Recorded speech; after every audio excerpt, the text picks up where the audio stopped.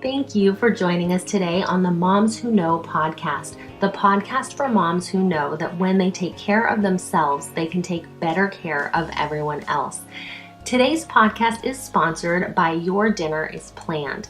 Now, Your Dinner is Planned is awesome, you guys. I've had the chance to use it, and everything is done for you. Your meal planning, your grocery list, and all your meals with recipes are included in there.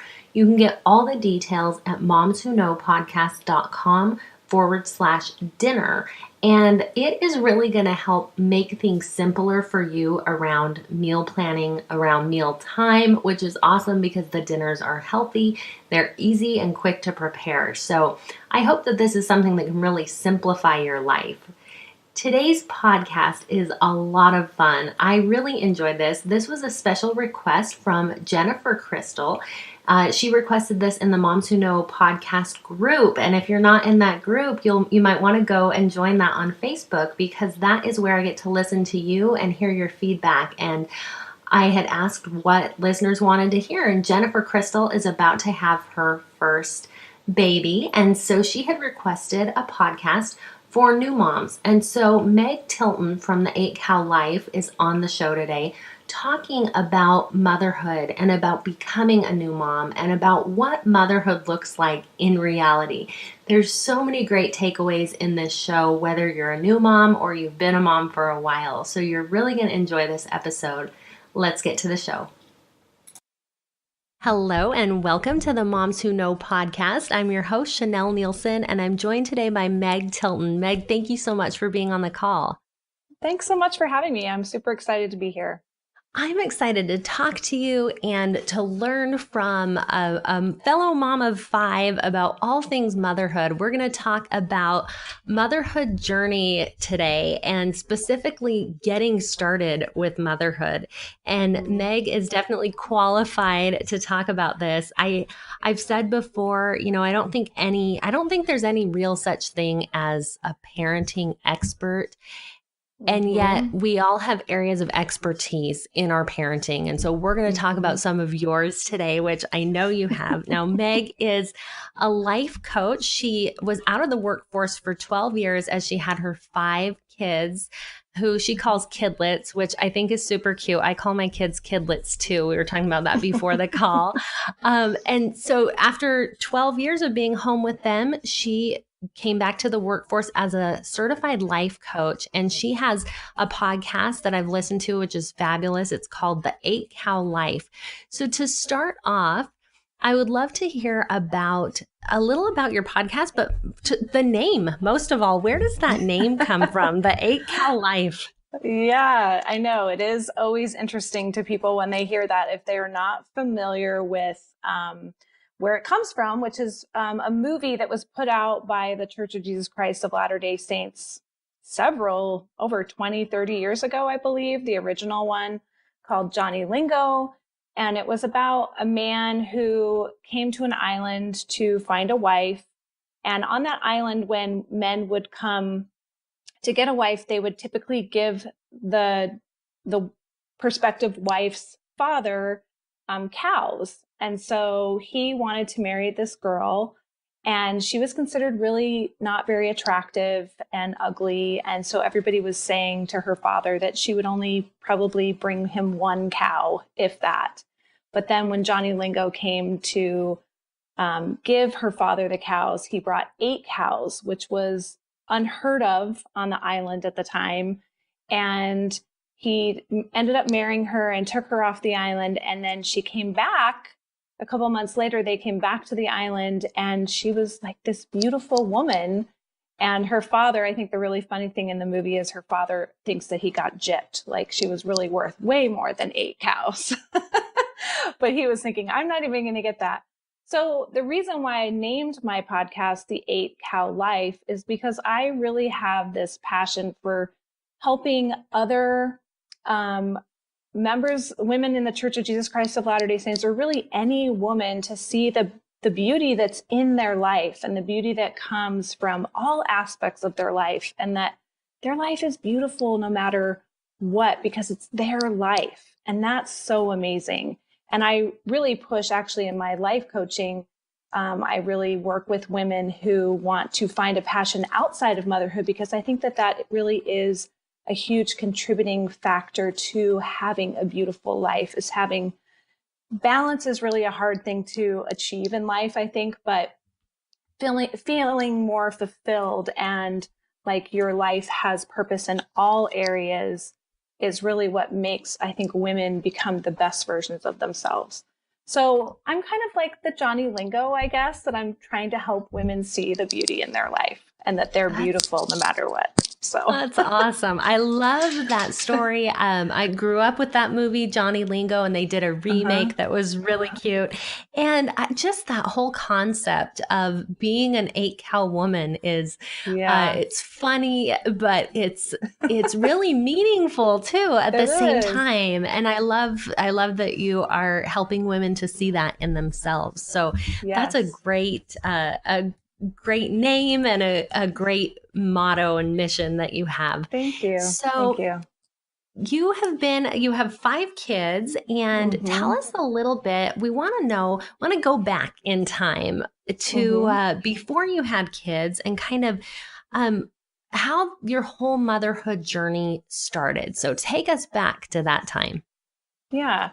So I was married kind of later in life in what kind of, Mormon land, what people think of. Like a lot of times we get married pretty young, but I was 27 when I got married and my husband was almost 30. And so we didn't wait too long to start having our family. So I was 29 when I had my first child. And then I just consistently had kids basically every 2 years until after my third child, I ended up having 2 miscarriages between my third and my fourth. So, I wasn't one of those moms that really struggles with infertility. But I think miscarriages are a form of infertility. And that was a difficult time for me, but it was also a really defining time in who I was. And I had a lot of really wonderful spiritual experiences between my third and my fourth child that just kind of defined me a little bit better in my role as a mother.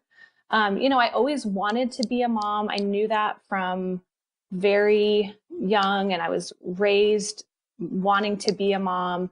And I'm very glad for that, but it kind of surprised me too, because we'll talk about it more, I'm sure, in the interview, but it ended up being a lot harder than I thought. So it's just been kind of a role that I've grown into and that I'm continually growing into, because I think every stage is different in motherhood. So yes, I agree with that assessment. I am the oldest of 8 kids. And so I had grown up with kids all along, and, there were always kids, and my siblings would sometimes call me mom number 2. And so I thought, oh, this mom thing, I got this, but I was very unprepared for what being the actual mom entailed. And it was a lot harder than I thought it was going to be. Yes. So what were some of the things that you found hard, or some of the things that you wish you would have been more prepared for as a mom? Yeah. So I think that, we have this vision of motherhood that it's like this beautiful, quiet, sleeping baby that just cuddles with you and it's super nice and you just rock them. And it's just this kind of, tranquil experience that's just so awesome. And it is some of that, like fleeting moments, but there's a lot of crying that goes on in momhood from everyone. Like the kids are crying, mom's crying. There's you're dealing with a lot of just physical things in motherhood, like runny noses, like bodily secretions of every type. It like tries your patience to, the nth degree. And I think that to be really fair to new moms who are coming onto the scene at first so that they don't feel like they're, doing it wrong, it is a very lonely time too. It can be, because you're all of a sudden at home with these children And children are not like adults. They don't give you the same, validations and feedback that adults do. And so you just have to be kind of prepared for that a little bit, that there will be that changing in who you are as a person, because your focus changes a little bit, and you have to realize that there are going to be lonely times. And of course, there's always exhaustion. I think you're tired. I always joke, I'm like, I don't think I'm ever going to not be tired again in my life, from being a mom. But, your life, like, there's all these like changes that can seem really difficult, but there's also all of these things that are really, really good. And I am a firm believer that God asks us moms to be moms and be in that role, because it changes us as people more than it really affects our kids, actually. And of course, we have tons of influence on our children, and what we can do for them is so good. But I really believe that God knows the importance of sacrifice and thinking of someone else before yourself. And motherhood is the perfect medium that allows us to constantly sacrifice and be less selfish. And that has probably changed me more. Motherhood has changed me more than it has changed my kids by far. Like, it's a role for me, for sure. Oh, I totally agree. I think that was a big lesson for me as I became a mom, because you think the opposite. Like, I am in this role of mother to take care of these little people because they're totally dependent and they need me. And you don't realize what a change will happen through becoming a mom and through that selflessness. And it really is a process, because I think even now for me, my oldest is 15. So I've been doing the mom thing for 15 years, and I certainly don't feel selfless. I certainly, want things to be a certain way, and I have my own, opinions and wants. And yet it's this slow molding process day by day, and we are changed in motherhood for sure. So, and everything, just yes, to everything you said. I mean, being lonely and being tired, those are all just some of the main challenges of motherhood, but it's good, right? Yeah. It's good. Yeah, it is. I mean, I don't want to say those things to be like, it's going to be total drudgery, but it's just like everything else in life. Like, there's some really awesome times that are just like, this is so awesome. And then there's sometimes that it's not so awesome. And that's just life, right? And so motherhood is the same way. Because I think I had this, before I was a mom, I had this like, oh, I can't wait until I can be a mom and I can stay home with my kids and I don't have to work anymore. And then I became a mom and I was like, oh, wait, nobody told me that this was going to be hard. Like, it is, and it is hard, but it's a good hard, because it's something you have to grow into. And I think that's probably a huge thing that I would tell a new mom is be patient with yourself as you grow into that new role. I mean, it's a huge learning curve, I think, at first. And then you kind of start getting the hang of it, but then your kids start growing and everybody changes. And so you continue learning, but that initial learning curve can be a little overwhelming, but it's doable and you can do it. So yes. I love that. As you were talking, a quote kept going through my mind, and I don't know who said it. I know Gordon B. Hinckley quoted it, but it says something along the lines of, life is like an old time railway journey. And he talks about the bumps and the smoke, but he says the trick is enjoying the view. And I'll link to the quote because it's said much more eloquently than that, but enjoy the ride, enjoy the view, and to really enjoy it as you go along, because there are going to be lots of bumps in this motherhood journey, and it's not always going to be fun, but it's beautiful at the same time. Yes, so I want to talk a little bit about some life lessons, and this is a big question, but I'll just ask it and we'll see where Meg wants to go and what Meg is going to teach us. That's what we'll do. So what have you learned through motherhood? Yeah, like you said, that's kind of such a really broad question to talk Yes. about. And so I thought I'm going to kind of tell something that I think is overreaching, and then I'll give a couple tips that I think I've learned through motherhood that are, some are kind of funny and some aren't. But overall, like I was saying, like motherhood is always evolving. So each child that you have is different, and each of those children change as they grow and hit different stages in in their lives. And then you as a mother are constantly changing. So a good example of this is that I am a totally different parent to my younger two children than I am to my older three children than when they were the same age that my younger two are. And a lot of this has to do with having a better understanding of what kids do at different stages, and also a better understanding of who I am as a person and as a mom.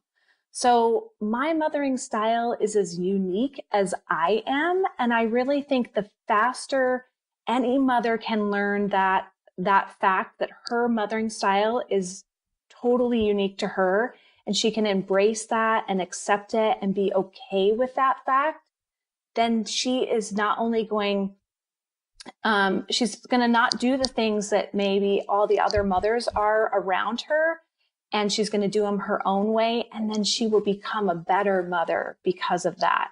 And when you can realize that your children, I think this is a really important thing as a mom to realize that your children come to you because they needed you as their mother, and you got the children that you did because you needed them as your children.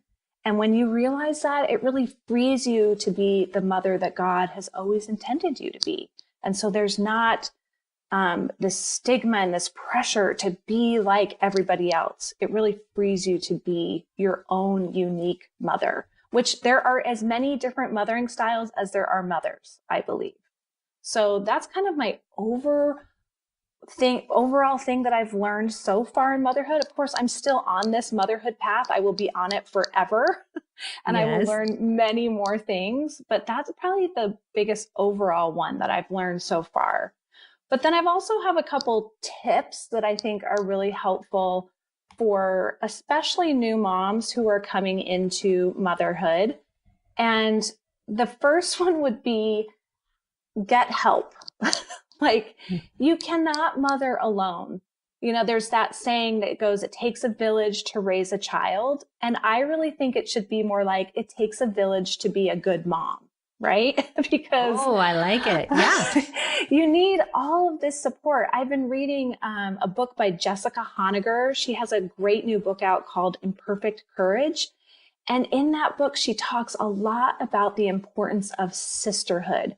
And motherhood is a really special sisterhood that we can all, come together and support ourselves. It's hard, and we need to be open and allow others to help us, and I mean, I would say to a new mom, like, get a babysitter, get people to watch your kids, like, be okay with a 12 to 18-year-old, like, watching your kids, because it's a great gift to you and to your kids, because these 12 to 18-year-olds have tons of energy and they're super fun.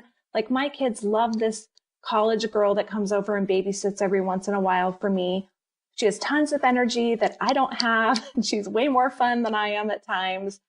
And I get to go be with adults. So it's kind of a win-win. So get help, get a babysitter. Remember that you're still this human being outside of, changing dirty diapers and making peanut butter and jelly sandwiches. Like, that's probably one of my big tips. The other one would be, don't judge other mothers. So I was totally that mom who would sit in church and see that crazy kid who would run up and down the aisle screaming like week after week. And I would go to myself, I am never going to have a child like that. They will never do that. And I totally cursed myself. Just like I said, my kids would be great swimmers. Like, I totally cursed myself. And my kids haven't been necessarily like terrible aisle runners at church, but they definitely are loud, and people make comments about how loud they are. And, I'm just like, yep, of course, because I was the one that's like, I'm never going to have kids like that. So I think it's really important to believe that the mothers around you are doing the best that they can, because when you believe that, then you're going to get that same belief and understanding for yourself.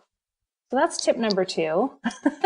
Yeah, I just want to say real quick, I think that that's easier to do when you tie it back into what you said earlier, which is that, our children need us and we need them. And if we believe that about ourselves, and if we believe that about that other mom, then that takes away our wanting to judge them or our thinking that we know what their kid needs. Their kid needs them. Yeah. And so, Yeah. that mom might be okay with the level of noise that we're not okay with. And I'm probably the mom that's okay with the noise. So probably people are thinking, yeah, Chanel, your kids are the ones. But anyway, but yeah, if we believe that we're all with just the kids that we need, then it takes away from needing to judge each other in that way. Yeah.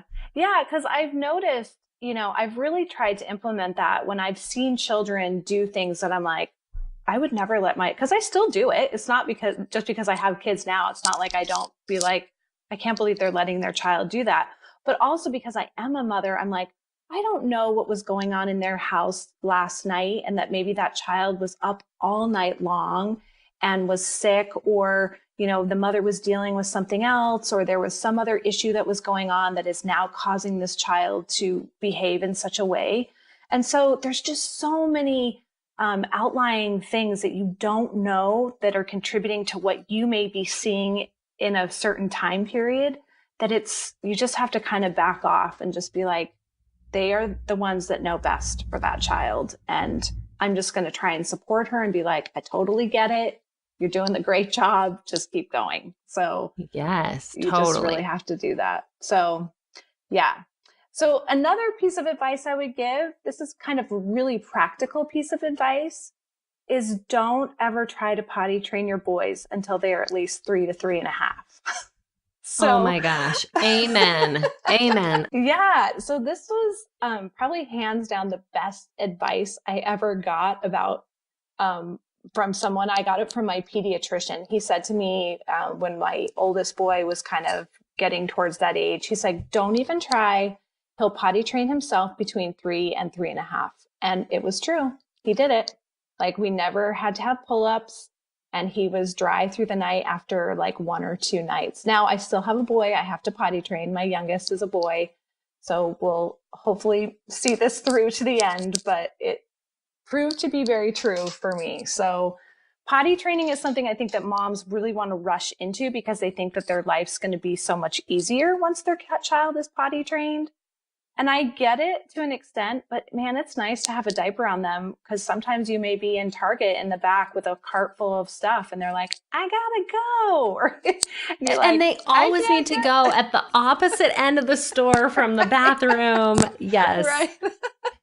Or in the parking lot after you just got out of the store. So yeah, you think potty training is going to be easier, but it actually, if they have a diaper, they can go anywhere. So enjoy those pre-potty training years. Yes. So don't stress about it. Just wait until they're ready, and it just makes your life so much easier, and it makes your child's life so much easier because they're not stressing out because they've had an accident all the time, and then you're not stressing out like, don't sit on the couch, don't do this, and it's just, I don't know. That was some of the best advice I ever got. So that's one of them. And probably my last tip, it's not potty train related, but it kind of is related in the sense that you just need to be realistic as a mom about your belongings and your home and the state of your home, because kids by nature like to destroy things. And I've heard so many moms lament, like, am I ever going to be able to have nice things? And the truth is that your walls are going to get drawn on, and your couch cushions are going to get spilled on, and there's going to be mud and grass that's tracked across your clean floor again and again.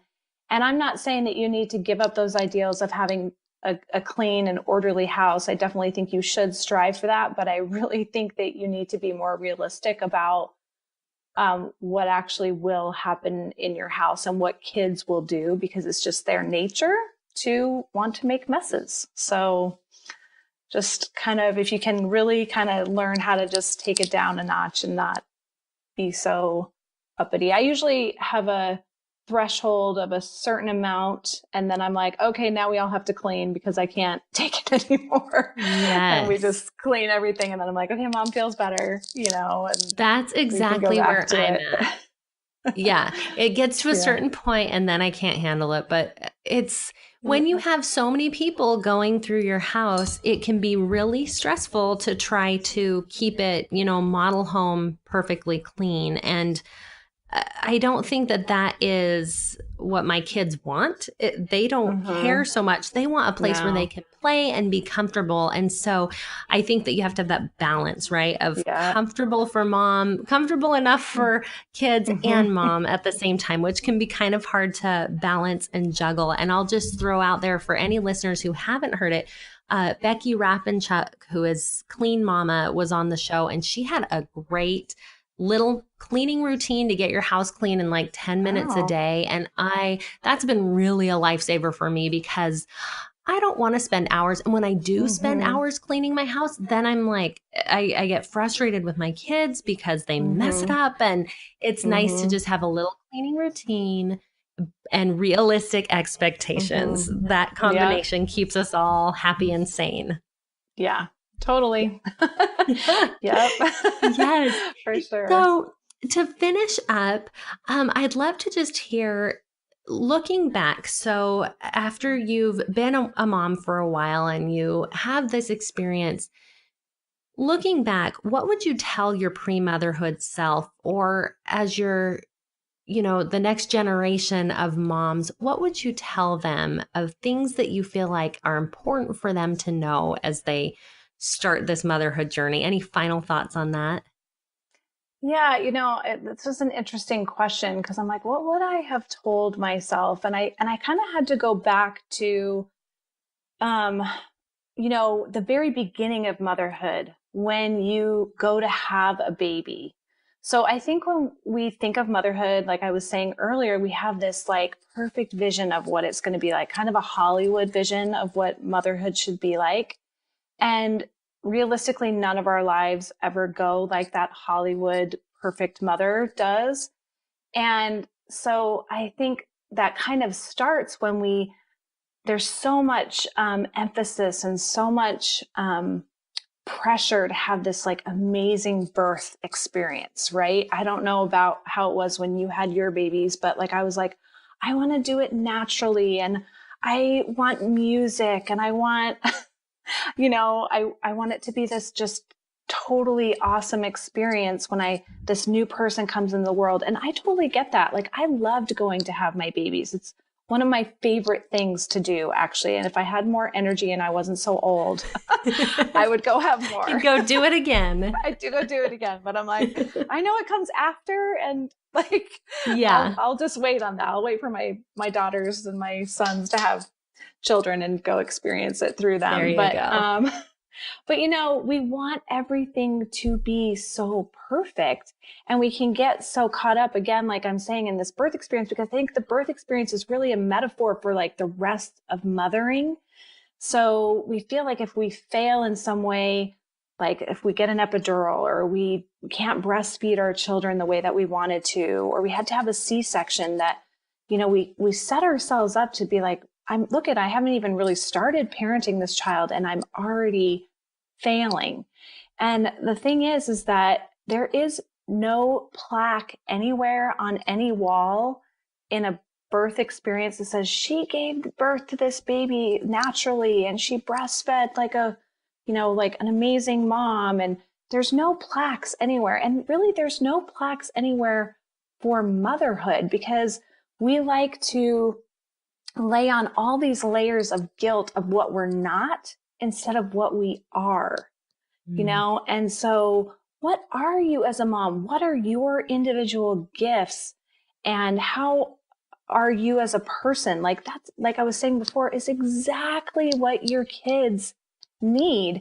And I really would encourage like every new mom, like, take that ideal of what you think you're going to be like as a mother and what it should be like as a mother, and pack it all into a huge box and take it down to the UPS store and like ship it away, because it's not how your motherhood is probably going to turn out. And that's actually a really good thing, because it's going to turn out better. It's going to turn out better. It can be better than you can ever imagine. And there's going to be things that come up that you maybe didn't ever think that you were going to do as a mom. Like, I think, you think I'm going to feed my kids all organic food.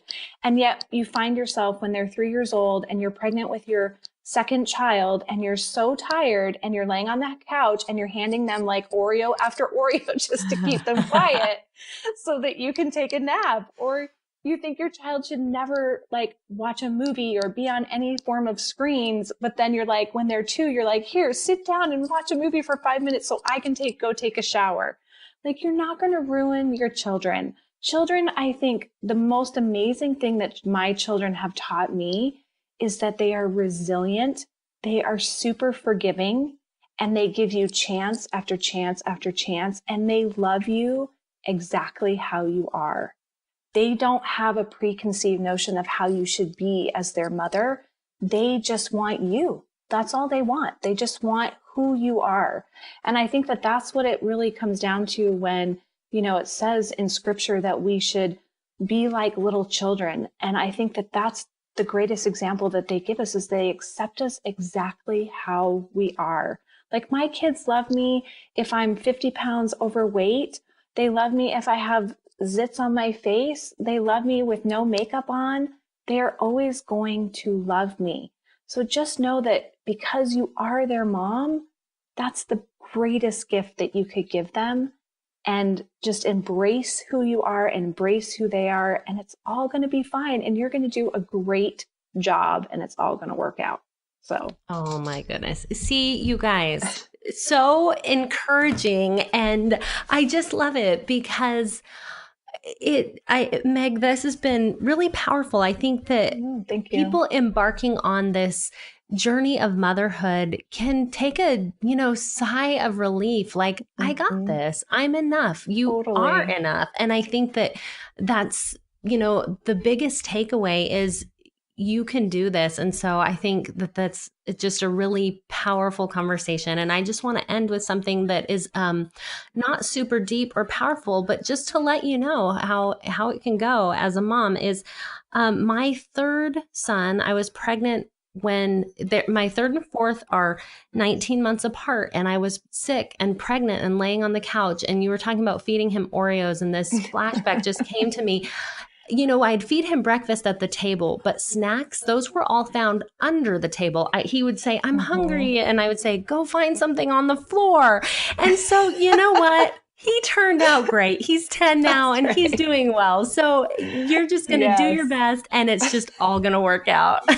Yeah, it's fine. Yep. It's totally fine. It's all going to be great. I know my first daughter, I remember she would chew on the grocery cart handle. Oh, yeah. And all these people would come up to me like, she's chewing on that. And I was just like, yeah, I know. There's not a whole lot I can do about it, but oh well. And she was fine. She didn't die of any disease or it all works out. Yeah. So totally strive for this in your motherhood, guys. You're going to have these moments too, and your kids are going to turn out great. So yeah, I love it. We're just all on this journey and doing the best we can. So Meg, thank you so much. You guys check out her podcast, The 8 Cow Life. You will love it. And thank you everyone for listening to Moms Who Know.